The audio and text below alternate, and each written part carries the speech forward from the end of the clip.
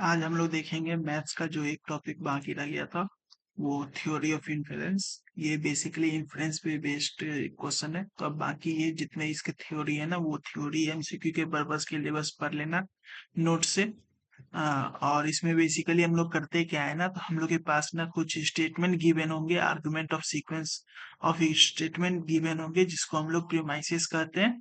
और उसी प्रेमाइसिस के बेसिस पे एक हम लोग कंक्लूजन निकालते हैं। उसके बेसिस पे जो फाइनल आउटपुट आएगा ना, जो कंक्लूजन, उसको हम लोग कंक्लूजन बोलेंगे।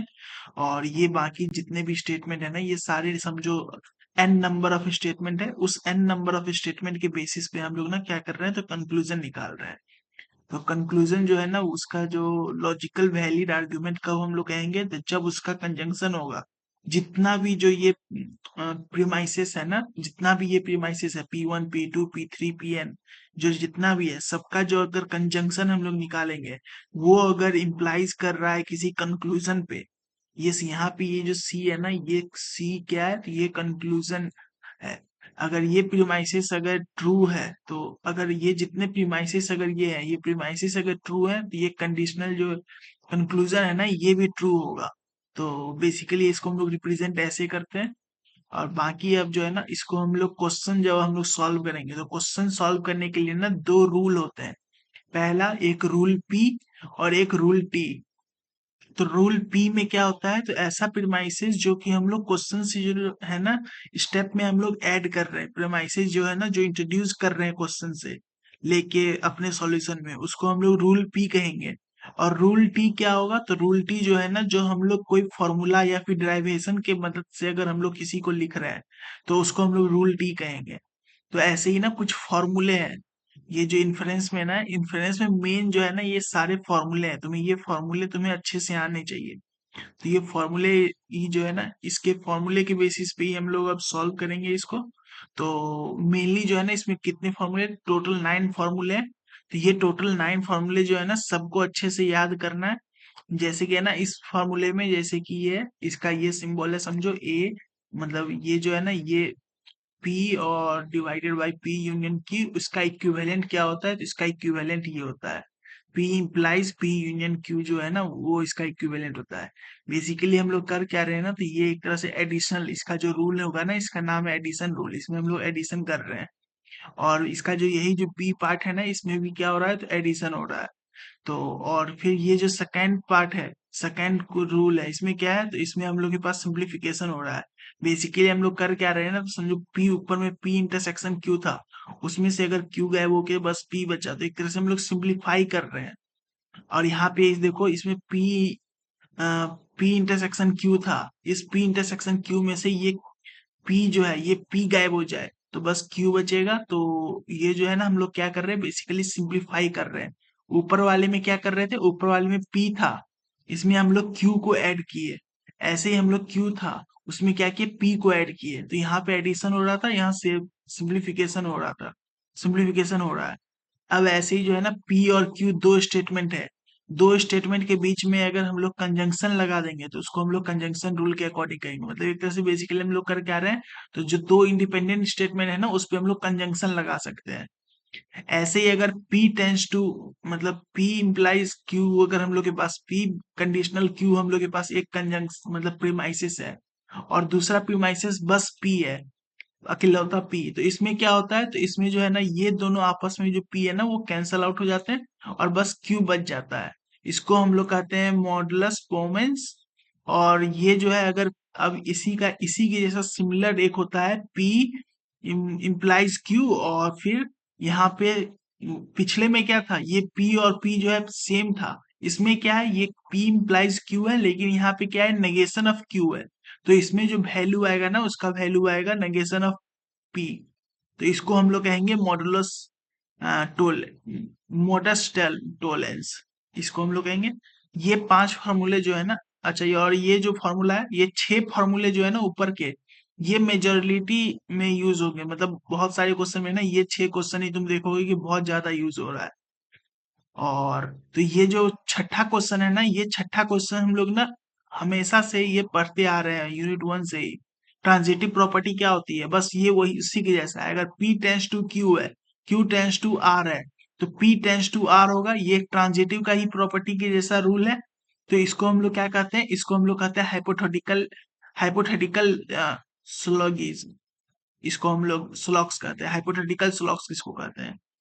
अब ऐसे ही जो है ना सातवां फॉर्मूला क्या है, तो P यूनियन Q और इंटरसेक्शन मतलब नेगेशन ऑफ P अगर है, पहला ये है दूसरा ये है, तो इसमें क्या होगा, तो इसमें डिसजंक्शन सोलॉक्स लगता है, डिसजंक्टिव सोलॉक्स, और इसका वैल्यू क्या होगा, तो इसमें हम लोग के पास Q हो जाता है बस।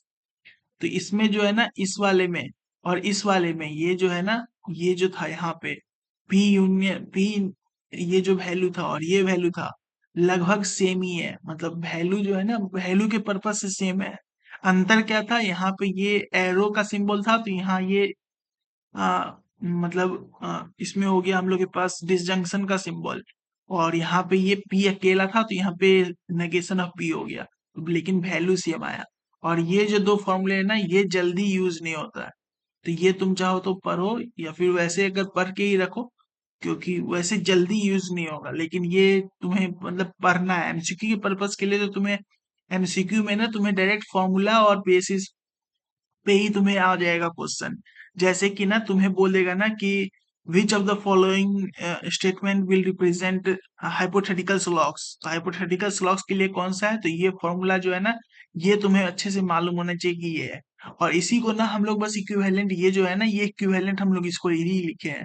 तो इसमें बेसिकली कर क्या रहे हैं, तो बस ये दो प्रीमिसेस थे, इनको हम लोग एंड कर दिए, इन दोनों को एंड से जोड़े, और ये टेंस टू क्या कर रहा है, तो ये tends to P tends to R कर रहा है। बस वही जैसे हम लोग इसमें यहाँ पे ये जो था ना कि प्रीमाइसेस को हम लोग क्या कर सकते हैं, ये जो फॉर्म है ना इस फॉर्म में हम लोग बस उसको लिख रहे हैं। यहाँ पे जो टोटोलॉजिकल फॉर्म है ना ये बस उस फॉर्म में उसको हम लोग लिख रहे हैं। तो बस इतना ही था समझो, मतलब फॉर्मूला। अब हम लोग देखते हैं ना कि क्वेश्चन इसमें ना हम लोग के पास कैसे कैसे सॉल्व कर सकते हैं।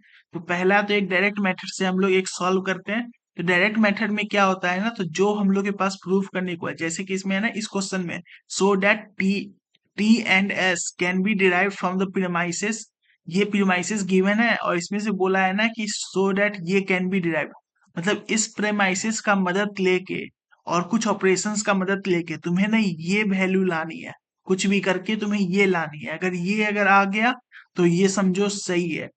तो ये डायरेक्ट मेथड में हम लोग क्या करते हैं, तो डायरेक्टली हम लोग सबसे पहले तो हम लोग टेबल बनाएंगे सीरियल नंबर, स्टेटमेंट और रीजन का।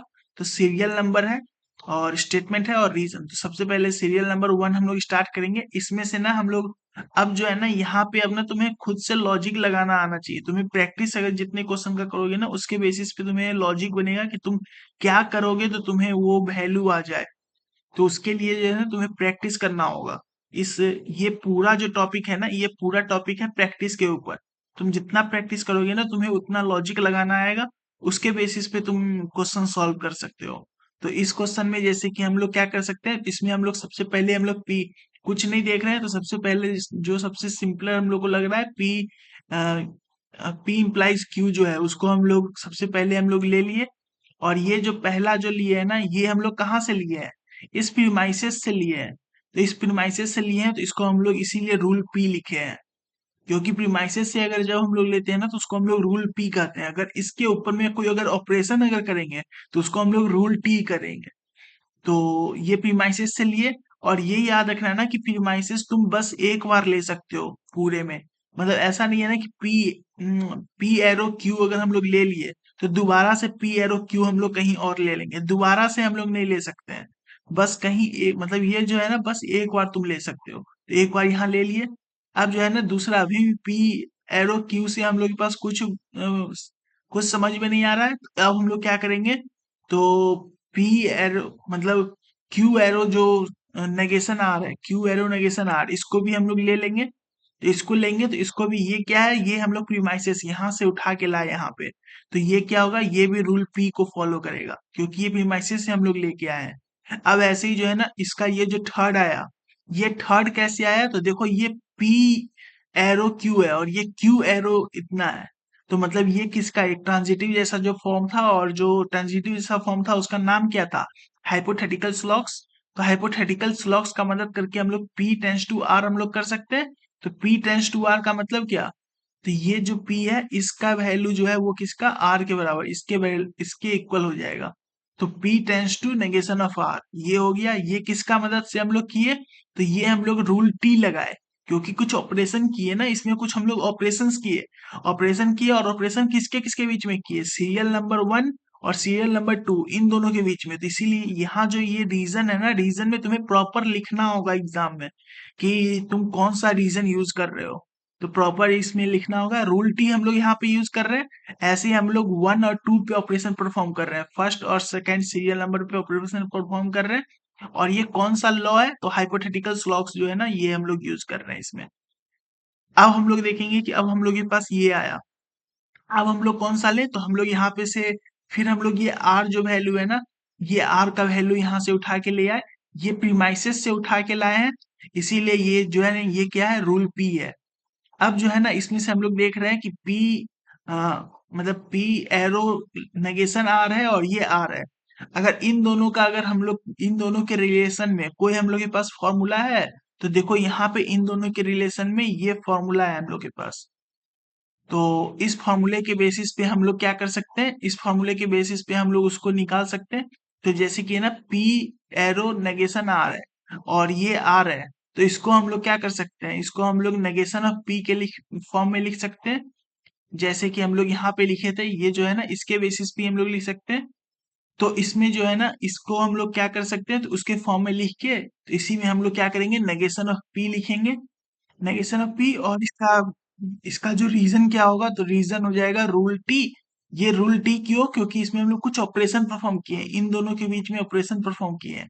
तो रूल टी, और किसके किसके बीच में ऑपरेशन परफॉर्म किए हैं, तो थर्ड और फोर्थ इसके बीच में ऑपरेशन परफॉर्म किए हैं, तो थर्ड और फोर्थ के बीच में ऑपरेशन परफॉर्म किए। और कौन सा ऑपरेशन लगाए हैं, तो मॉडुलस टॉलेंस हम लोग यूज किए हैं।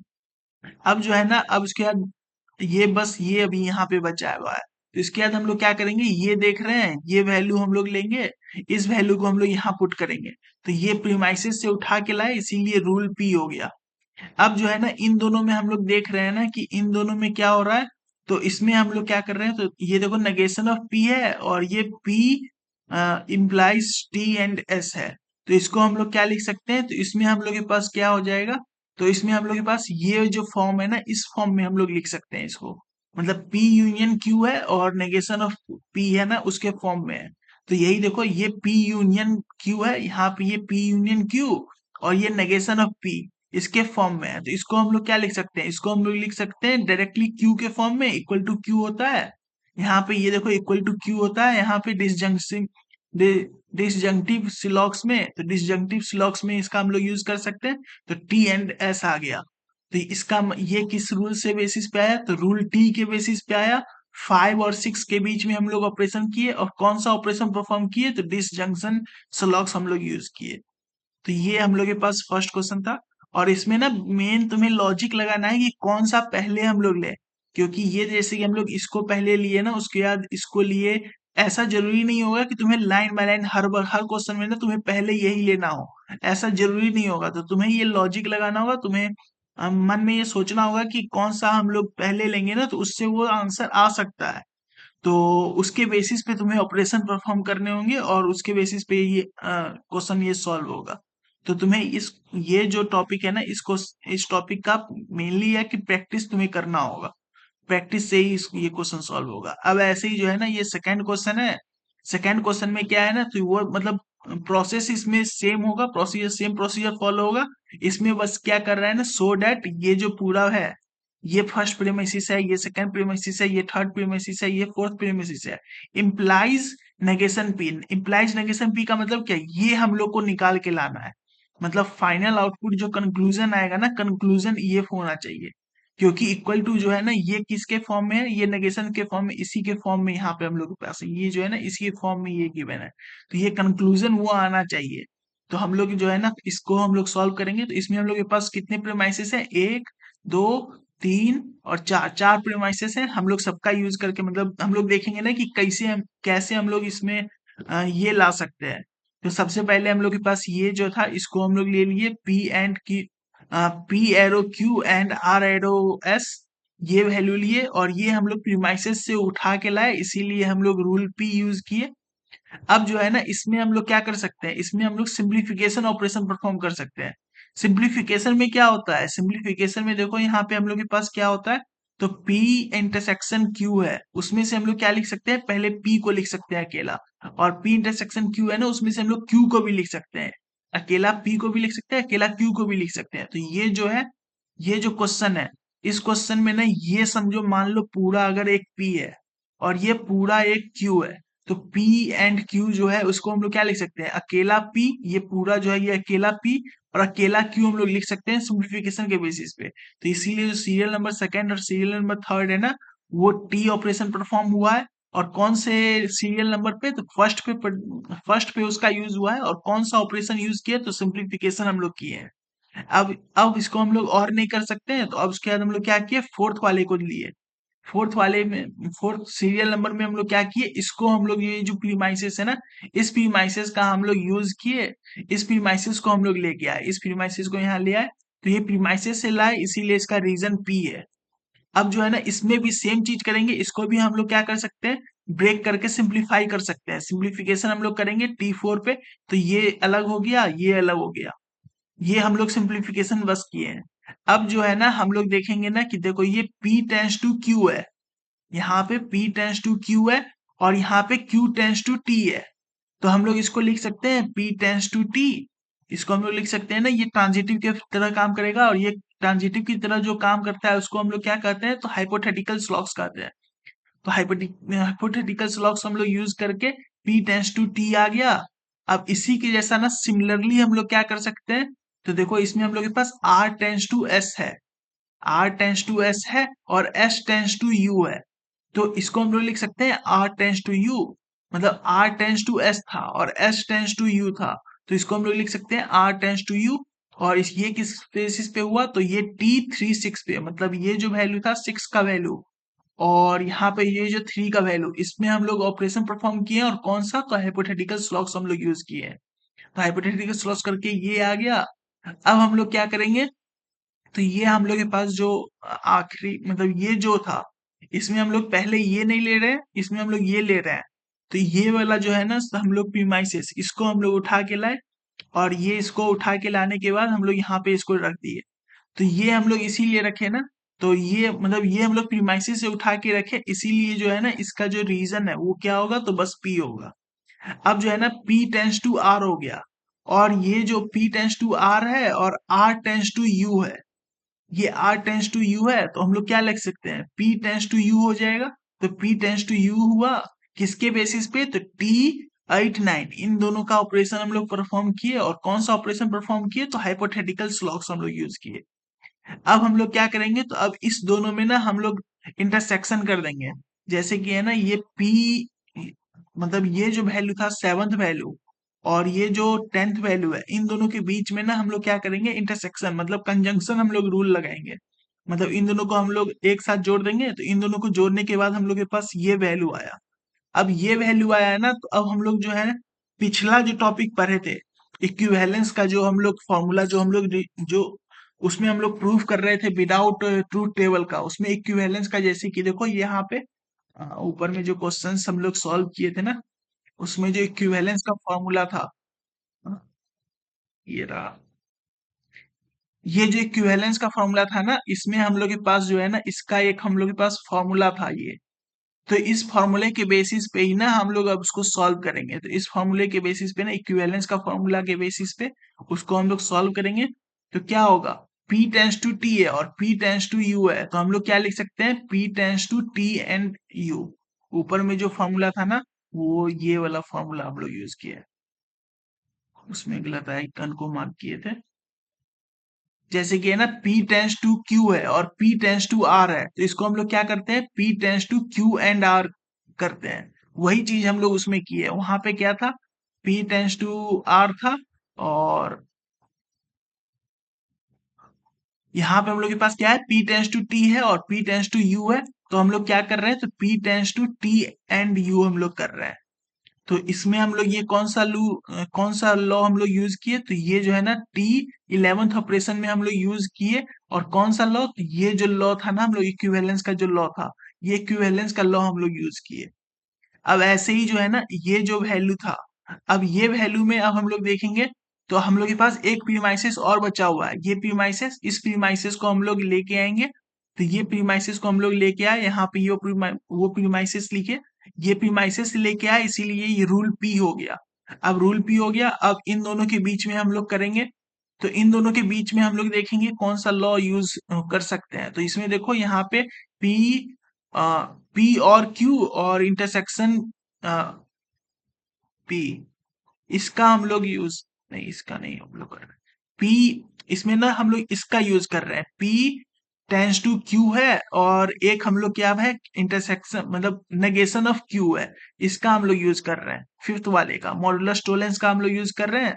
तो इसका वैल्यू क्या हो रहा है, इसका वैल्यू हो रहा है नेगेशन ऑफ पी, इसका वैल्यू हम लोग ये कर रहे हैं। तो उसी में हम लोग इसका फॉर्म कर रहे हैं, पी टेंस टू ये वैल्यू था, तो पी टेंस टू इसको हम लोग क्यू मानो, ये पूरा क्यू अगर मानो, पी टेंस टू क्यू है और ये नेगेशन ऑफ क्यू है, तो इसका वैल्यू क्या होगा, इसका वैल्यू होगा नेगेशन ऑफ पी। तो इसका वैल्यू नेगेशन ऑफ पी आया, और वही हम लोग लिख के, यही हम लोग के पास, यही हम लोग को निकालना था। हम लोग को ना कैसे भी करके ये जो जितने भी क्वेश्चन है ना इंटरफेरेंस के, उसमें हम लोग क्या करना है ना, तो ये हम लोग को लेके आना है। मतलब डायरेक्ट मेथड से अगर करोगे ना तो तुम्हें डायरेक्ट ये लेके आना है। अब जो है ना ये था डायरेक्ट मेथड, इस पे ना और क्वेश्चंस भी बन सकते हैं। तुम्हें क्वेश्चन और एग्जाम में ना तुम्हें अगर कुछ नहीं मेंशन गिवन हो तो तुम डायरेक्ट मेथड से करो, वो ज्यादा इजीली आराम से बन सकता है तुम्हें, क्योंकि उसमें मालूम है ना कि तुम्हें क्या लाना है, तो वो बस तुम्हें ला के दिखाना है। अब ऐसे ही ना इनडायरेक्ट मेथड है, तो इनडायरेक्ट मेथड में ना सबसे पहले समझो कि इनडायरेक्ट मेथड में हम लोग करते क्या है। तो इनडायरेक्ट मेथड में ना सारे जो हम लोग के पास प्रीमाइसेस है, उसमें हम लोग क्या करते हैं, तो जो हम लोग को डिराइव करना है, जैसे कि ये जो है ना so that B can be derive, ये जो डिराइव करना है ना इसका नेगेशन जैसे कि बी है, बी का नेगेशन हम लोग क्या करेंगे उस प्रीमाइसेस में इंक्लूड करेंगे। ये तो प्रीमाइसेस इतना है, एक one premises, two premises, third premises और फोर्थ, ये टोटल नंबर ऑफ चार प्रीमाइसेस हैं। ये चार प्रीमाइसेस तो रहेगा ही रहेगा, उसके साथ हम लोग क्या करेंगे ना, ये पांचवा प्रीमाइसेस हम लोग ऐड करेंगे। ये पांचवा प्रीमाइसेस कहाँ से आया, तो जो हम लोग को प्रूफ करना है, जो हम लोग को ये जो इन्फ्रेंस निकालना है ना, इसका इसका हम लोग नेगेशन कर रहे हैं। जैसे कि ये बी है तो बी का नेगेशन हम लोग, नेगेशन ऑफ बी हम लोग इसको इंक्लूड करेंगे। तो वही हम लिखे हैं लेट इंक्लूड, इस वैल्यू को हम लोग एडिशनल प्रीमाइसेस में हम लोग इंक्लूड किए, और इसी को अब हम लोग सॉल्व करेंगे। मतलब ये एक तरह से पांच प्रीमाइसेस हो गए, पहले चार प्रीमाइसेस थे, अब पांच प्रीमाइसेस हो गए। और अब तुम्हें प्रूफ क्या करना है, तो तुम्हें बस फॉल्स ला के दिखा देना है। इन पांचों का यूज करके तुम्हें बस फॉल्स लाना है। तो इसमें ना याद रखना कि इसमें तुम्हें कोई और चीज नहीं लेके आना है। जैसे कि पिछले में क्या था, तुम्हें वो वैल्यू ही लेके आना था। ये जो वैल्यू है ना, जो क्वेश्चन में तुम्हें बोला था कि ये जो निकालो, यही तुम्हें निकाल के दिखाना था। इसमें तुम्हें क्या करना है, इसमें तुम्हें फॉल्स लेके दिखाना है, यहाँ अंतिम में फॉल्स आना चाहिए। तो वही हम लोग अब इसको हम लोग प्रूफ करके देखेंगे। तो प्रीमाइसेस हम लोग स्टार्ट कर रहे हैं, स्टार्ट अगर हम लोग करेंगे तो पहले कोई भी ले सकते हैं। मतलब तो अब तुम ऑप्टिकली तुम्हें सोचना होगा कि जितने प्रैक्टिस करोगे उसके बेसिस पे तुम आसानी से बता सकते हो कि तुम्हें कौन सा लेना है। और ना सबसे पहले एग्जाम में आएगा ना, तुम मन में ही वो सोच लो कि तुम्हें कौन सा पहले लेना है, उसके बाद क्या करोगे वो तुम पहले से सोच लो, तो वो इजिली हो जाएगा। तो इसमें हम लोग क्या करेंगे, सबसे पहले हम लोग ए टेंस टू बी जो है ना, इसको हम लोग ले लिए, और ये जो है ना प्रीमाइसिस से हम लोग लेके आए, इसीलिए ये पी का फॉर्म हुआ। अब ऐसे ही जो है ना सी टेंस टू बी है, इसको भी हम लोग ले लिए, और इसको लेने के बाद हम लोग क्या किया, तो इसको भी ये पी प्रीमाइसिस से लेके आए, ये हो गया। अब जो है ना इन दोनों के बीच में हम लोग कंजंक्शन लगा देंगे। कंजंक्शन मतलब इन दोनों को हम लोग ऐड कर देंगे। तो इन दोनों को ऐड करने पे क्या होगा, तो टी ऑफ वन टू, और कंजंक्शन हम लोग लगाए हैं, तो ए टेंस टू बी और B, C tends to B, ये हम लोग हो गया। अब जो है ना ए टेंस टू बी है और सी टेंस टू बी है, हम लोग इक्विवेलेंस में ना इसका भी एक फॉर्मूला पढ़े थे। हम लोग फॉर्मूला क्या पढ़े थे, हम लोग फॉर्मूला पढ़े थे P tends to Q and Q, मतलब आर टेंस टू क्यू। मतलब उसमें जो है ना ये जो टर्म था, टेंस टू के बाद का जो टर्म था वो कॉमन था, ये कॉमन था।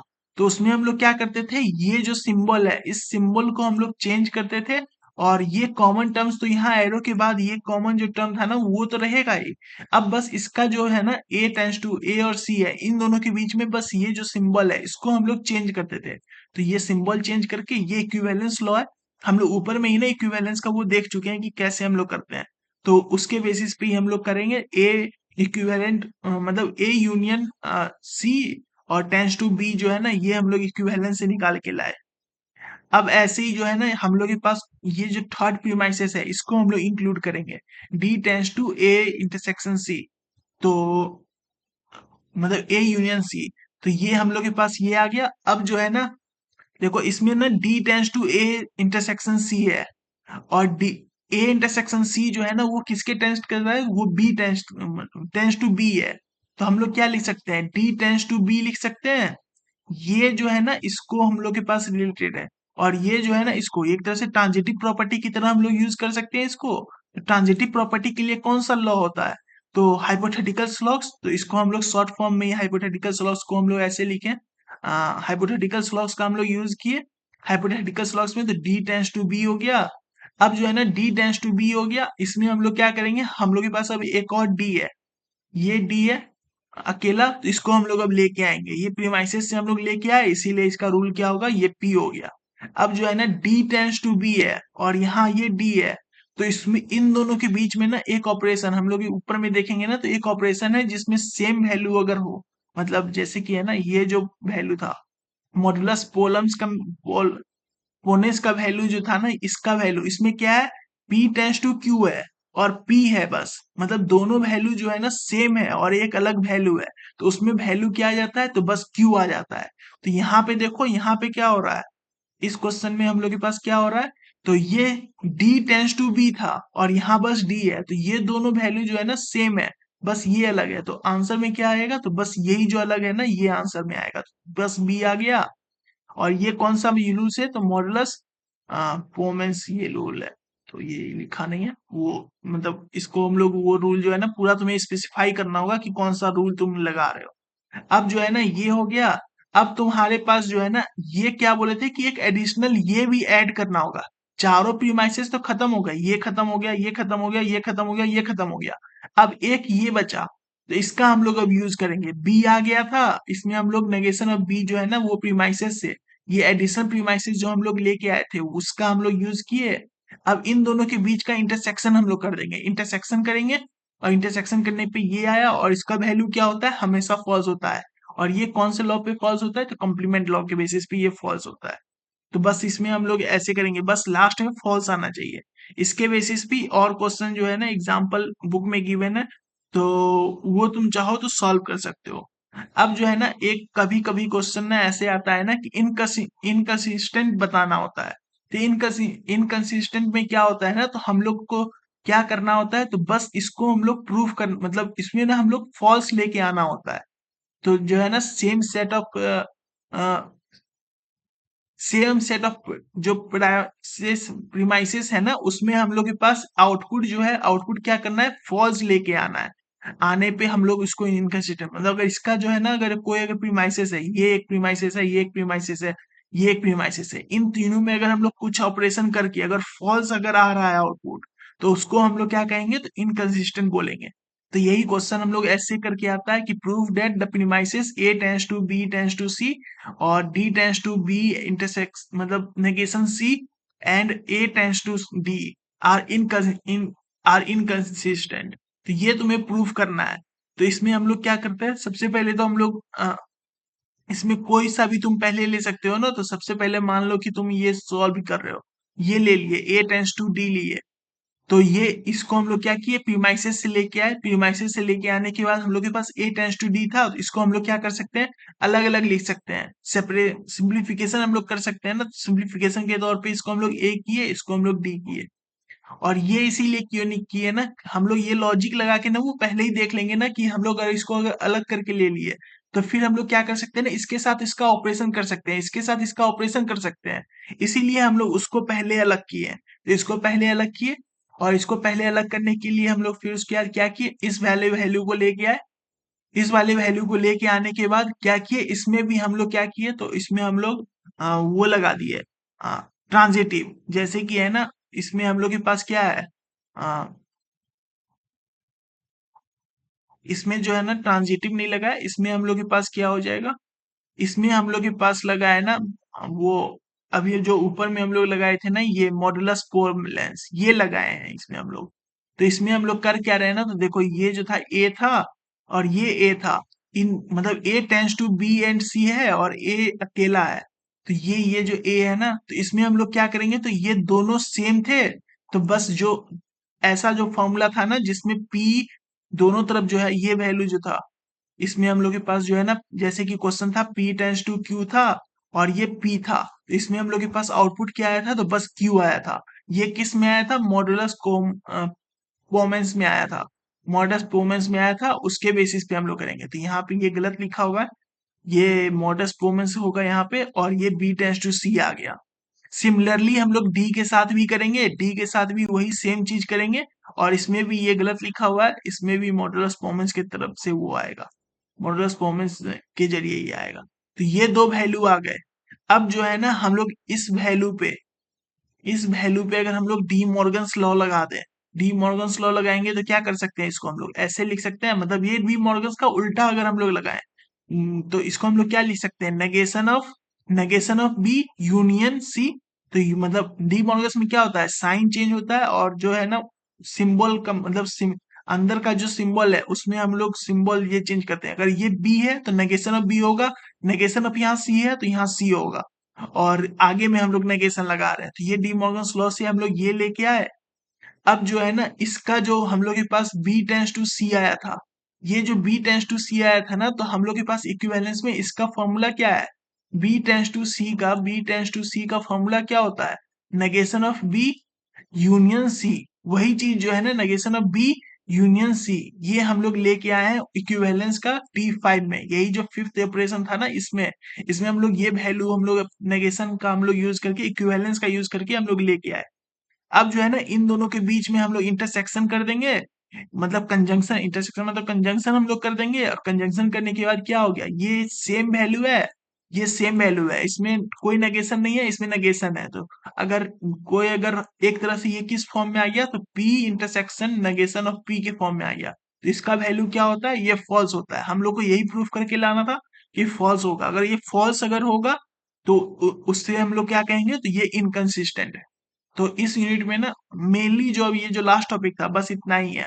अब ये जो टॉपिक है ना, ये टॉपिक पूरा प्रैक्टिस बेस्ड है, क्योंकि इसमें ना तुम्हें लॉजिक लगाना होगा कि कौन सा पहले तुम्हें यूज करना है। तो ये प्रैक्टिस से ही आएगा। तुम जितने क्वेश्चन का प्रैक्टिस करोगे ना, उसके बेसिस पे तुम्हें ये ज्यादा बेटर समझ में आएगा।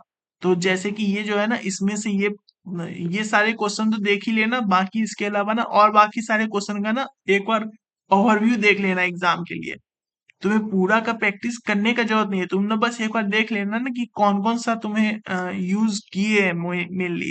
क्योंकि मेनली जो है ना, वो जो उसमें नौ टोटल 9 रूल थे, 9 रूल में ना हम लोग 7 रूल मेजरली यूज करते हैं, बाकी जो 2 रूल है ना वो हम लोग यूज जल्दी नहीं करते हैं। ये जो दोनों रूल है ना, ये जल्दी यूज नहीं होता है। तो मेजरली 7 रूल है, और उस 7 रूल्स में ना सबसे ज्यादा हम लोग यूज जो करते हैं वो है हाइपोथेटिकल सोलॉग्स, और फिर ये मॉडुलस का जो है ना, ये दो जो वैल्यू है ये, और ये कंजंक्शन, ये इसका हम लोग बहुत ज्यादा यूज करते हैं। तो और ये सारे जो टेबल है ना, ये टेबल तुम्हें एमसीक्यू के पर्पज से याद करने होंगे। एमसीक्यू में ना तुम्हें डायरेक्टली इसके बेसिस पे फॉर्मूले, मतलब फॉर्मूले के बेसिस पे ना डायरेक्टली क्वेश्चन आ सकता है एमसीक्यू में। तो ये तुम्हें फॉर्मूले पूरे याद करने होंगे। तो इस यूनिट में बस इतना ही था।